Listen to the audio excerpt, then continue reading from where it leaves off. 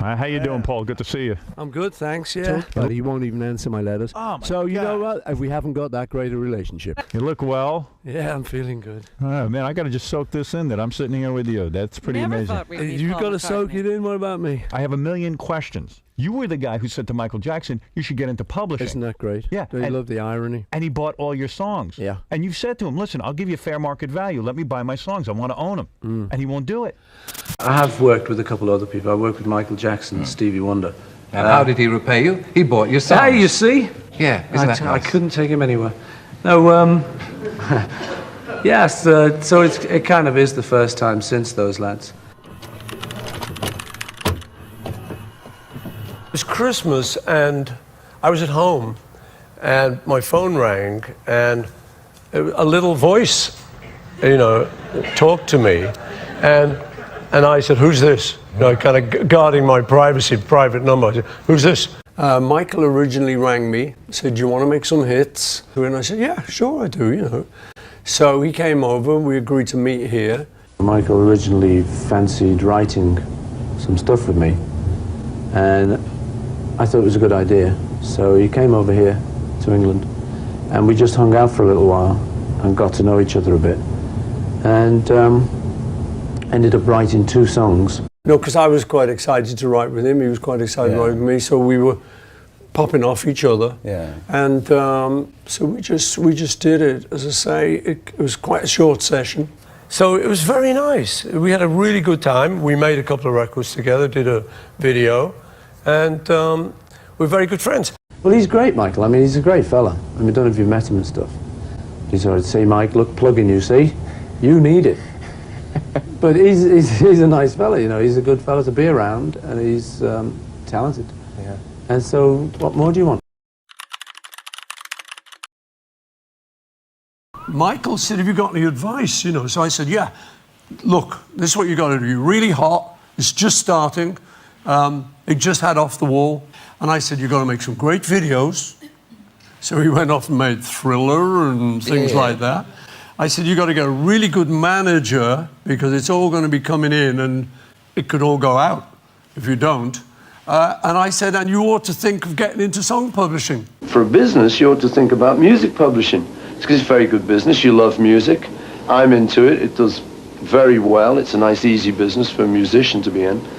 And it's a very rewarding business because it's music, it's songs, beautiful songs. It actually kind of fell apart a little bit later because he was talking to me and asking my business advice.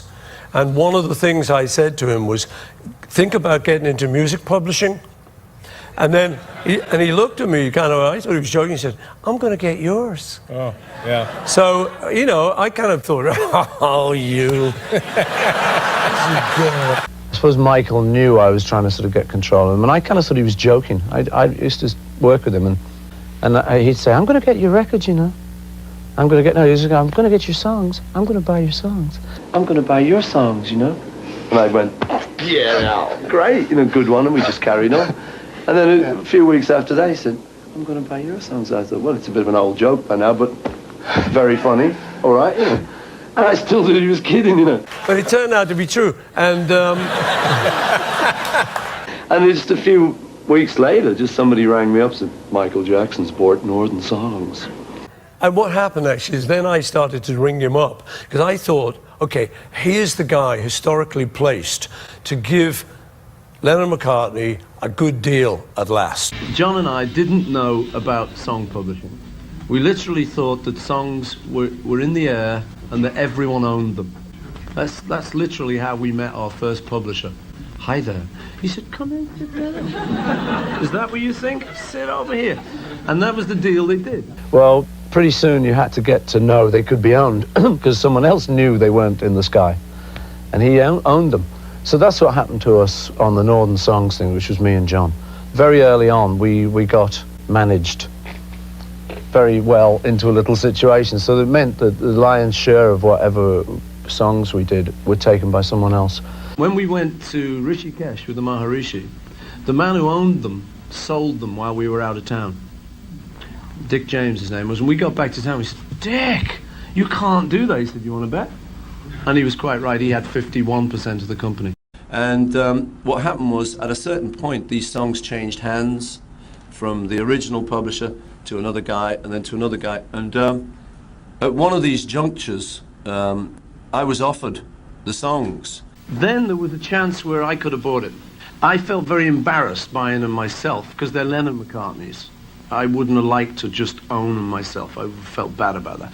So I rang Yoko, and I said, look, we got a chance to buy these songs. The man's asking 20 million, 10 to you, 10 to me. Should we do it? And she actually said, I think we can get it for 5. In fact, they didn't go for 20, they went for 50. Straight off the back of Thriller, he was like, cash rich, baby. Because we'd got signed when we were 21 or something in a back alley in Liverpool, and the deal had remained the same, even though we'd made this company the most famous, hugely successful. So I kept thinking it was time for a raise. You know. Well, you would, you know. Yes, I think so. And But I do intend to have a word with him. I spoke to him in LA, actually. You did? Yeah, and said, look, we've got to come to a good understanding here, because there are a number of things I don't like about how he runs the company. In our case, the trouble is, like the Nike thing that came up, I don't know if you heard about that, but the trouble is that we never did do commercials. With the Beatles, we had all those offers. You know, anybody who publishes songs, you get those offers. Hey, can we use this commercial? We had the offers from the big soft drinks companies. You know who I'm talking about. Big, huge offers to use a Beatles song, to use this and that. But we always turned them down because we believed it'd devalue the whole thing. Just takes that little edge off it that people who like Beatles stuff kind of go, Nowhere Man and Revolution. They kind of feel something for it, you know? And that was what we tried to do. That's what we were all about, was trying to resist all those commercial offers. We'd be seen to be selling out, which we were keen not to do. You know, we kind of felt that our fans believed in us and that we owed them some sort of integrity. We talked to them. We knew what they thought of us, you know. So something like Revolution, you know, it meant more than a pair of sneakers. Songs like Revolution didn't mean a pair of sneakers. It meant revolution. It was an idea that became important to some people. His National Panasonic is All You Need Is Love. Yeah. Good Day Sunshine's an Oreo cookie these days. Yeah. And I think the danger is it does devalue it. And I think even commercially, it's not that great a decision. But anyone who knows music publishing, there's a lot of pressure on you to do that because it's a big heap of cash comes in suddenly, and you know it's very hard to resist for anyone. But I think we shouldn't do that. I don't really think we should do that. I think it's more sensible to leave the kind of legend intact. And I think they'll do great, the songs. I think they'll continue to do great. Now, if you know somebody else wanted to do it, then fine, you know, it's fine. But that's what's happening now, is our songs are tending to get a little bit commercialized now, which I'm not too wild on, because it kind of spoils them a little bit. no, but I did talk to him about it, but he kind of blanked me on it. He kept saying, that's just business, Paul, you know. He just sort of says, oh, that's business, and that's it. And I say, yeah, sure, it's business. It's also friendship. It's also morals. But we never kind of got to it, and I thought, so we kind of drifted apart. It was no big bust-up. Yeah. We kind of drifted apart after that. Okay. But he was a lovely man, massively talented, and we